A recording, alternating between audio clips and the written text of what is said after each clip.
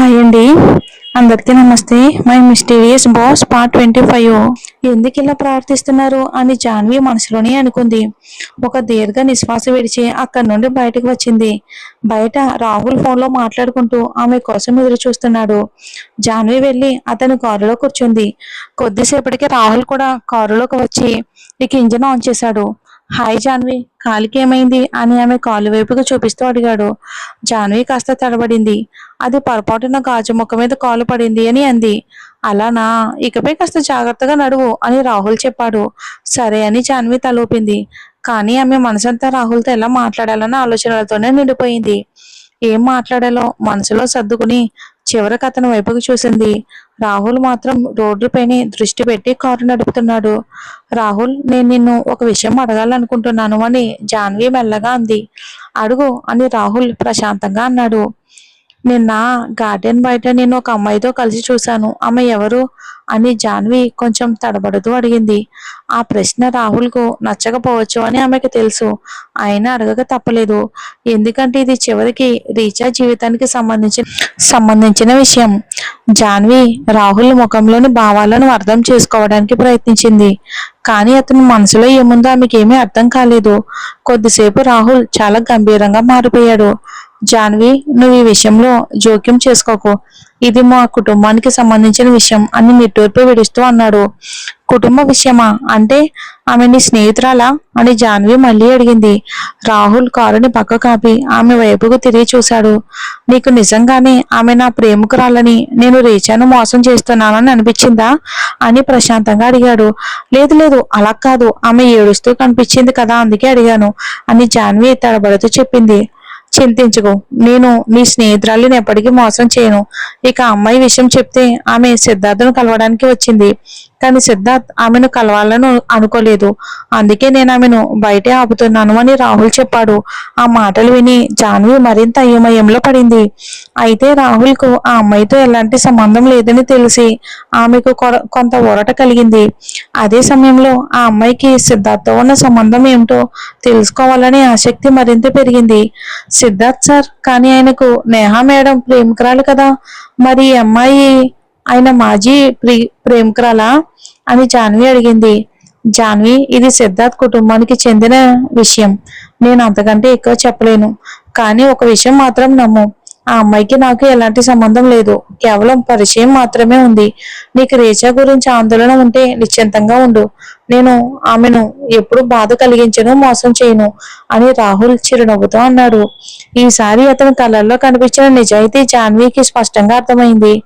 ఆమె తలూపి అంగీకరించింది. ఆమె మనసు కొంత ప్రశాంతమైంది. రీచా గురించి ఉన్న భయం కూడా చాలా వరకు తగ్గిపోయింది. మను, వీళ్ళు వచ్చే వారం రావాల్సి ఉంది కదా, మరి ఇప్పుడే ఎందుకు వచ్చారు అని ఎదురుగా వేచి ఉన్న ప్రదేశంలో కూర్చున్న మిస్టర్ మెహతా కంపెనీ ప్రతినిధులను చూసి నేహ అడిగింది. తెలియదు, ప్రాజెక్ట్ పని ఎంతవరకు పూర్తయిందో చూడడానికి వచ్చి ఉంటారు. అయినా పర్వాలేదులే, ఇప్పుడే అసలు విషయం బయటపడుతుంది. తర్వాత ఆ జాన్వి మీద అందరికీ కోపం పడుతుంది. ఎందుకంటే ఆ ఫైళ్లలోని పత్రాలు మనమే మార్చామని ఎవరికీ తెలియదు కదా అని మనీషా చిరునవ్వుతో అంది. మను, ఇలాంటి విషయాలు చివరి నిమిషంలో జరిగితే సిద్ధార్థ్ చాలా కోపడతాడు. పైగా ఈ ప్రాజెక్ట్ పూర్తి చేయడానికి ఇంకా ఒక వారం గడువు ఉంది కదా అని నేహ అసంతృప్తిగా అంది. అయితే మిస్టర్ మెహతా వాళ్ళను కాస్త రెచ్చగొట్టు, వాళ్ళకు కొంచెం కోపం వచ్చేలా చెయ్యి. ఆగో, ఓసారి ఆగో అంటూ మనీషా ఏదో ఆలోచిస్తూ చెప్పింది. వాళ్ళకు ఇంకా ఎక్కువ కోపం వచ్చేలా చెయ్యి అని మనీషా కన్నుగీటుతూ చెప్పింది. అయితే ముందే వాళ్ళను కోప్పడితే తర్వాత ప్రాజెక్టులో జరిగిన గందరగోళం చూసి ఇంకా ఎక్కువగా కోపడతారు. సరే, సిద్ధార్థ్ వచ్చాడని మాత్రం వాళ్ళకి చెప్పొద్దు అని నేహ ఆలోచిస్తూ చెప్పింది. అయ్యో, నువ్వు జాన్విని వాళ్ళ దగ్గరికి పంపు, వాళ్ళతో మాట్లాడమని చెప్పు అని మనీషా అడిగింది. కానీ అలా చేస్తే సిద్ధార్థ్ నాపైనే కోపడతాడు కదా అని నేహ సందేహంగా అడిగింది. అదేముంది, జాన్వి తనంతట తానే వెళ్ళిందని చెప్పు. సిద్ధార్థ్ నీ మాట నా అబద్ధమని నిరూపించడు ఇక అని మనీషా నవ్వుతూ చెప్పింది. నేహ కాసేపు ఆలోచించి జాన్వి డెస్క్ పై ఉన్న ఫోన్ కు కాల్ చేసింది. హలో జాన్వి, అక్కడ మిస్టర్ మెహతా వాళ్ళు వచ్చారు. గతసారి వాళ్ళ వివరాలు నువ్వే తీసుకున్నావు కదా, వెళ్ళి వాళ్ళతో మాట్లాడి ఏమంటున్నారు చూడు అని చెప్పి జాన్వి ఏదైనా చెప్పేలోపు ఫోన్ పెట్టేసింది. జాన్వి కూడా ఫోన్ పెట్టి వేచి ఉండే ప్రదేశానికి వెళ్ళింది. అక్కడ గంభీరమైన వ్యక్తిత్వం ఉన్న ఒక వ్యక్తి సౌకర్యంగా కూర్చున్నాడు.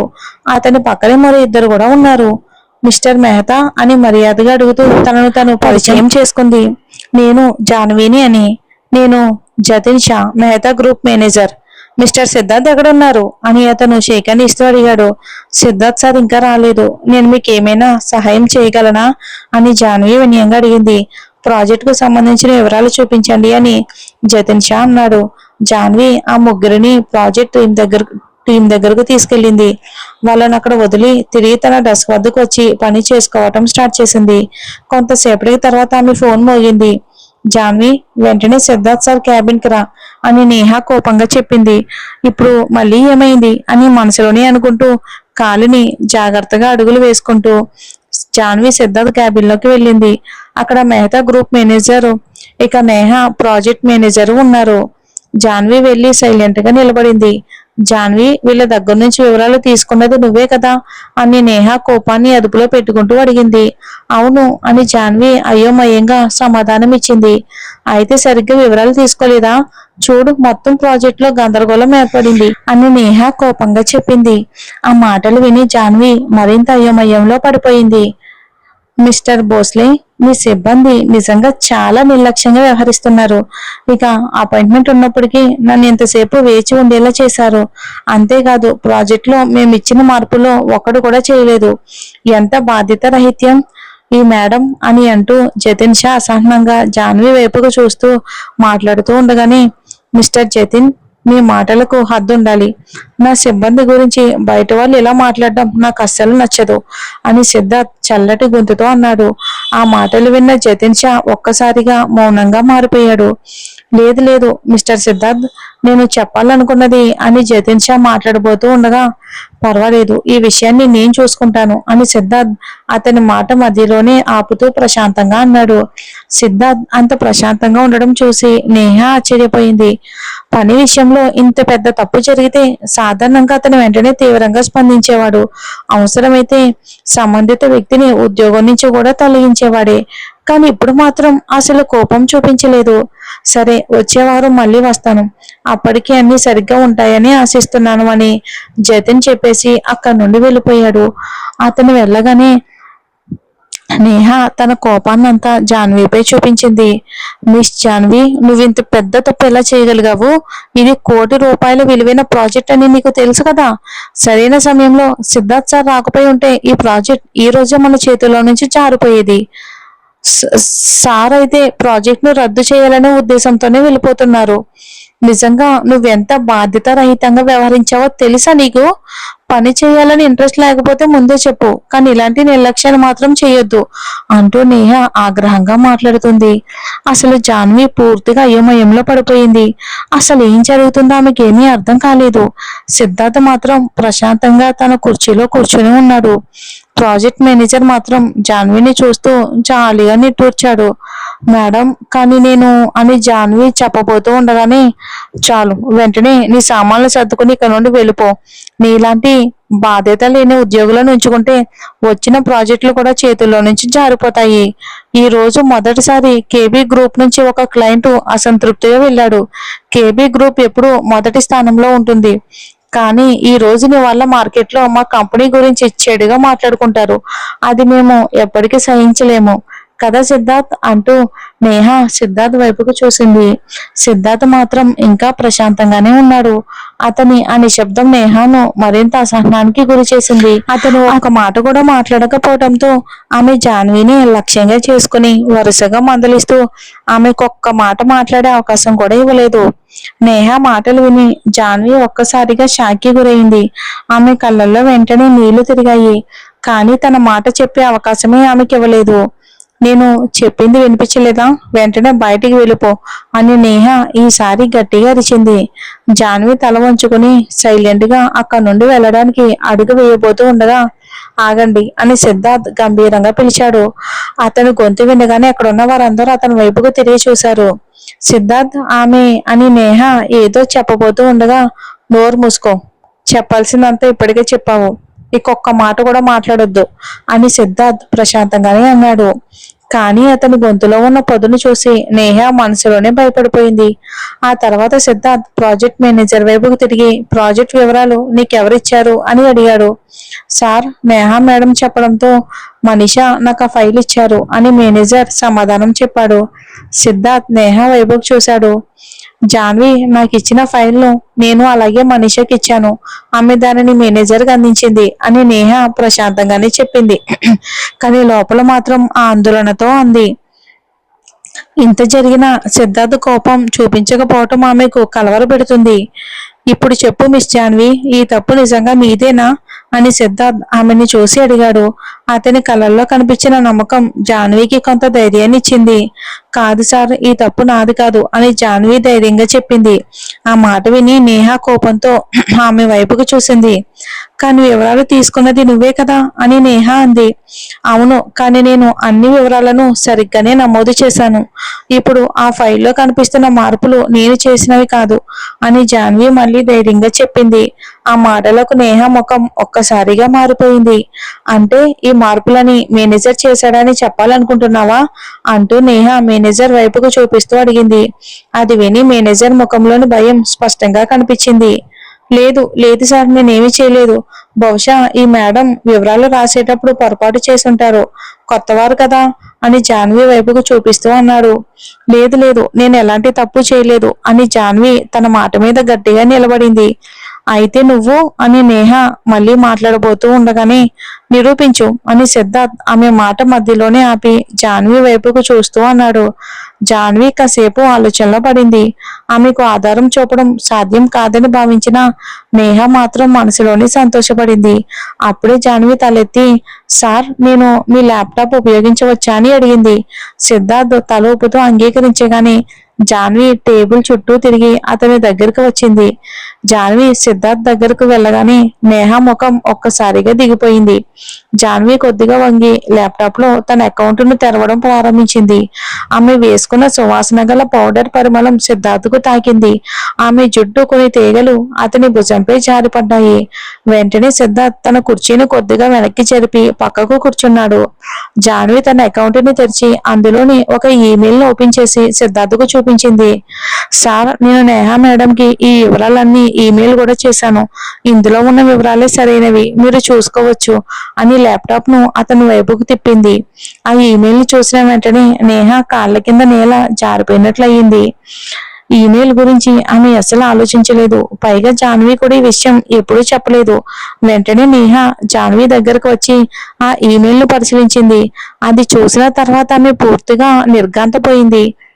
నేహ, ఇప్పుడు చెప్పు, ఇదంతా ఏంటి అని సిద్ధార్థ్ ఆమె వైపుకు నేరుగా చూస్తూ అడిగాడు. సిద్ధార్థ్, బహుశా పనిలో తొందరపడి ఆ ఈమెయిల్ ను చూడలేకపోయాను. రోజు చాలా మెయిల్స్ వస్తుంటాయి కాబట్టి అది మర్చిపోయి ఉంటాను అని నేహ తడబడుతూ చెప్పింది. నువ్వు మేనేజర్కి ఇచ్చిన ఫైల్లోని పత్రాలు ఎవరు మార్చారు అని సిద్ధార్థ్ చల్లటి గొంతుతో అడిగాడు. ఆ ప్రశ్న విన్న నేహ ఒక్కసారిగా వణికిపోయింది. అయితే వెంటనే తనని తన అదుపులోకి తెచ్చుకుని, నాకు అనిపిస్తుంది మనిష ఏదో పొరపాటు చేసుంటుంది, ఆ ఫైల్ ను నేను ఆమెకే ఇచ్చాను అని చెప్పింది. అయితే వెంటనే ఆమెను ఉద్యోగం నుంచి తీసే అని సిద్ధార్థ్ అదే ప్రశాంతమైన కానీ కఠినమైన గొంతుతోనే అన్నాడు. సిద్ధార్థ్, ఒకసారి నేను చెప్పేది విను అని నేహ మాట్లాడబోతూ ఉండగా, నేను చెప్పింది చేయి, డూ ఇట్. ఇంకా ఒక విషయం గుర్తించుకో, ఇక ముందు నీ వల్ల మరోసారి ఇలాంటి తప్పు జరిగితే నువ్వు కూడా నీ సామాన్లు సర్దుకుని ఇక్కడ నుండి వెళ్ళిపోవాల్సి ఉంటుంది అని సిద్ధార్థ్ స్పష్టంగా చెప్పాడు. ఆ మాటలు విన్న నేహ గొంతు ఎండిపోయింది. ఆమె జాన్వి వైపుకు చూసింది. జాన్వి మాత్రం ప్రశాంతంగా నిలబడి ఉంది. ప్రాజెక్ట్ మేనేజర్ కూడా ఇప్పుడు జాన్వి వైపు అపరాధ భావంతో చూస్తున్నాడు. నేహకు తనను అందరి ముందు అవమానించినట్టుగా అనిపించింది. సరే, నేను మనిషిని ఉద్యోగం నుంచి తొలగిస్తాను, కానీ ఆమె స్థానంలో ముందుగా ఇంకొకరిని నియమించాలి, నేను చూసుకుంటాను అని కోపాన్ని అంచుకొని చెప్పింది. అవసరం లేదు, ఆ పని జాన్వియే చేస్తుంది. ఇంతకు ముందు కూడా అదే పని ఆమె చూసేది. ఇక అనుజ తిరిగి వచ్చే వరకు జాన్వి నా ఎదురుగా ఉన్న డెస్క్ లో కూర్చుని పనిచేస్తుంది అని సిద్ధార్థ్ చెప్పాడు. నేహ కోపంతో రగిలిపోతుంది. కానీ ఆ క్షణంలో ఆమె ఏమీ చేయలేని పరిస్థితి. సరే అని నేహ బలవంతంగా సమాధానం ఇచ్చింది. ఇప్పుడు మీరు వెళ్ళొచ్చు అని సిద్ధార్థ్ అన్నాడు. ప్రాజెక్ట్ మేనేజరు నేహ ఇద్దరు వెంటనే బయటికి వెళ్ళిపోయారు.